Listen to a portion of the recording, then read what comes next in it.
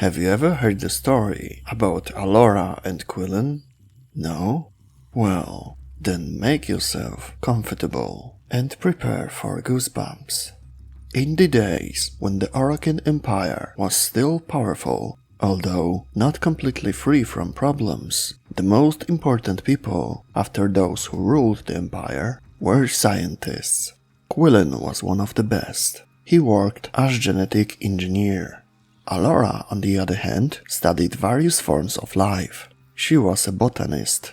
They met at work, a story like many others. He was brilliant, but couldn't get along with people. She was patient and intelligent. From the very beginning, they felt they could trust each other, that they met someone special with whom they could communicate, almost without words.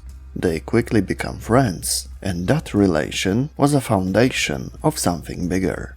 So it didn't surprise anyone that they decided to move in together. But nothing lasts forever.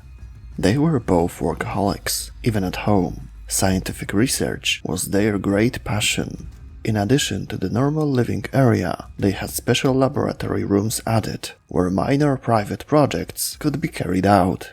They were consumed by them. And in the free time, they passionately discussed new discoveries and future plans.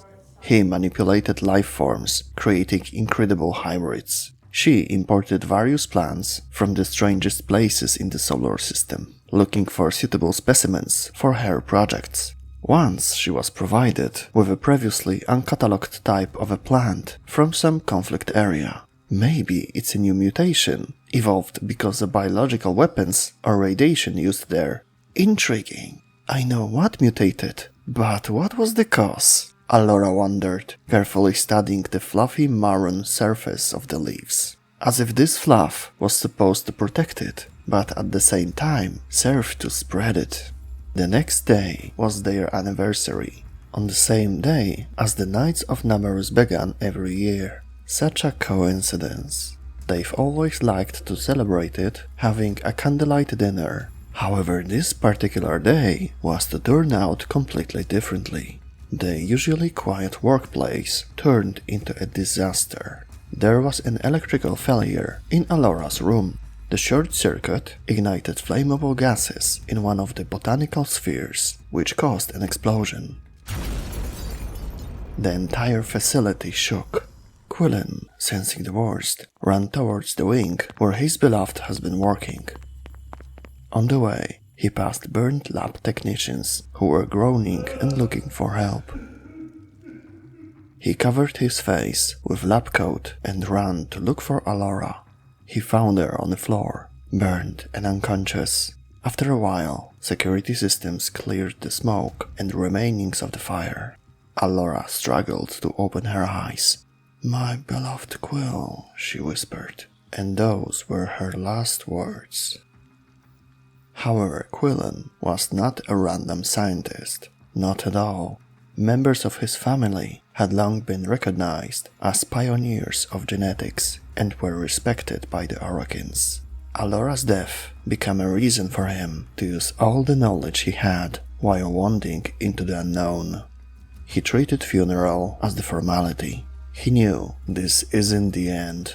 He had stayed at home longer and longer and bought more and more laboratory equipment. His position and founding allowed him to isolate himself from the world. Mourning was the good alibi to make everyone leave him alone. Quillon worked day and night to bring Allora back to life. He couldn't resurrect the body, of course, but he had her blood. He kept her blackened, bloody lab coat. Computer screens and the neon lighting of the glass tube glowed in the darkened room. Sleep had become a stranger to him, nearly forgotten. He slept only by accident, didn't go even to water the plants in her lab. There was no time to waste. Wanted to finish that what he started and return to normal life with Allora by his side. Months have passed. Sometimes there were breakthroughs in his work. Sometimes he wanted to punch the computer screen.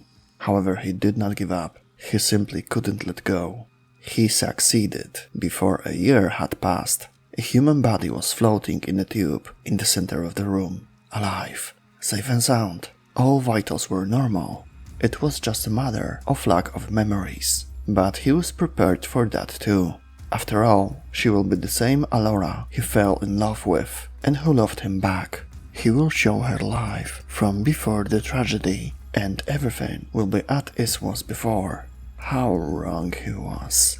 Initially, when Allora was learning to use her body, speak, and simply live in this world, he considered her strange tics and unusual reflexes to be an integral part of the adaptation process. The scans are clear, test results are normal, it's nothing, he repeated to himself. He was too happy to notice the real reason. A full year has passed since the tragedy. All the time he dreamt about their next anniversary and the nights of Naberus spent together, candlelight dinner and their return to a good old life. He was roaming around the house, cleaning and preparing food. She was supposed to wait, to not force herself. They finally sat down. Allora was already with him, but sometimes she seemed absent. Quillon considered her momentary thoughtfulness by the fact that she woke up with no memories. He showed her who she was from their videos and photos. She had to find her way through all of this, which was certainly not easy. That's why he wasn't surprised that during the dinner, Allora got lost in her thoughts again.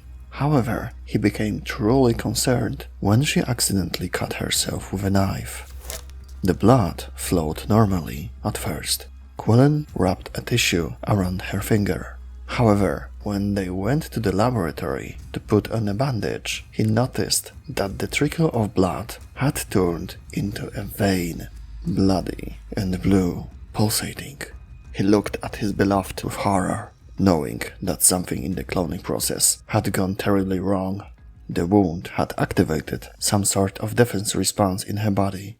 The body, which was changing color and becoming somehow more massive. There was a twisted grimace on her face, resembling a smile. "What happened, honey? Today is our anniversary. Let's go back to the table," she said with a spooky voice. She stood before him, and her body was shaking again and again by spasms. He'd seen it before, more than once. He knew what he was looking at. But it's impossible. He was examining her.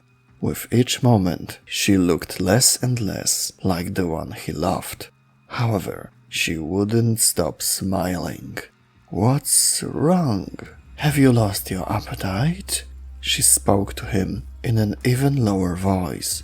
Quillon didn't know that the purple fluff on the plant she was given the day before the tragedy was a growth, the result of the infestation virus, spores of which Allora had inhaled. She was already dead then.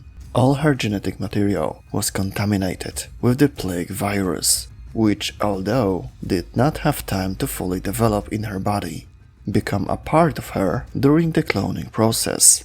Her thoughtfulness moments were actually listening to the shared consciousness of infested. The virus, previously dormant, became active with the first wound.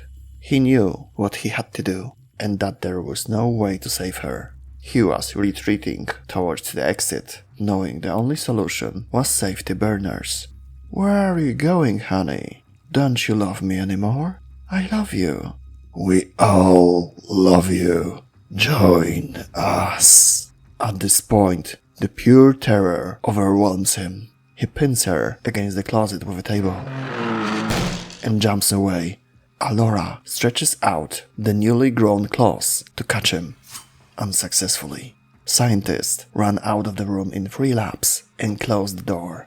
With his finger on the safety button, he hears Allora's voice. His Allora, velvet as before. He looks at her. "We can be together, forever. Don't be afraid. Come to me." Saying this, she reaches out to him her hands, which slowly turn into normal, human ones. He, however, looks through tears and, without taking his eyes off her, pushes the button. Everything is burning inside the room. The monster whistles, screams and howls. However, in the last spooky moment, she says in a human voice, Happy nights of Naberus, my love!